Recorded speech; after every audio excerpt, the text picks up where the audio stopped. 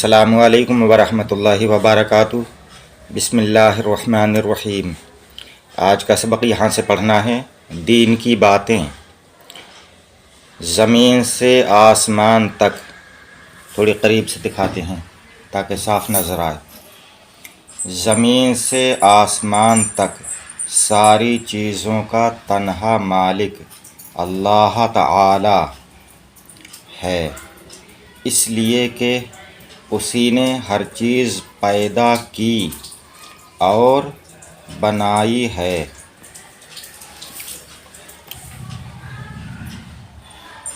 عبادت کا حقدار، عبادت لفظ اس طرح سے بنتا ہے، عبادت کا حقدار صرف وہی ہے، اس کے سوا کوئی بڑی یا چھوٹی چیز عبادت کے لائق نہیں۔ 4 آسمانی کتابیں مشہور ہیں، 4 آسمانی کتابیں مشہور ہیں۔ تورات، نمبر 1 تورات، نمبر 2 زبور، نمبر 3 انجیل، نمبر 4 قرآن مجید۔ انجیل اور قرآن مجید۔ حضرت موسیٰ علیہ السلام نبی تھے، پتھر پر لاٹھی مار کر اس سے پانی نکالا کرتے تھے۔ حضرت عیسیٰ علیہ السلام اللہ پاک کی دی ہوئی طاقت سے مردوں کو زندہ کر دیا کرتے تھے۔ ہمارے نبی کا پیارا نام، یہ کا 2 جگہ ہو گیا ہے، ایک ہی جگہ ہے ہمارے نبی کا، یہ ایک زیادہ ہے، کتابت کی غلطی سے یہ ہو گیا ہے کہ 2 جگہ کا لکھ گیا ہے۔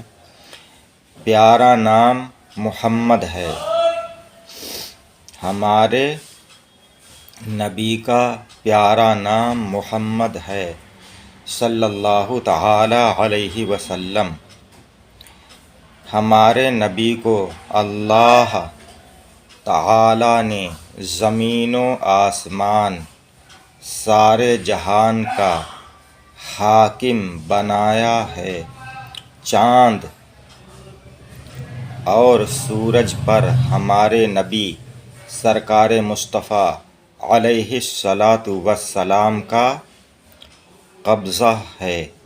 دنیا میں ہزاروں نبی تشریف لائے، لیکن سب سے بلند و بالا مرتبہ سرکار مصطفیٰ کا ہے صلی اللہ تعالی علیہ وسلم۔ جب پیارے نبی کا نام لو یا سنو تو صلی اللہ تعالی علیہ وآلہ وسلم کہا کرو۔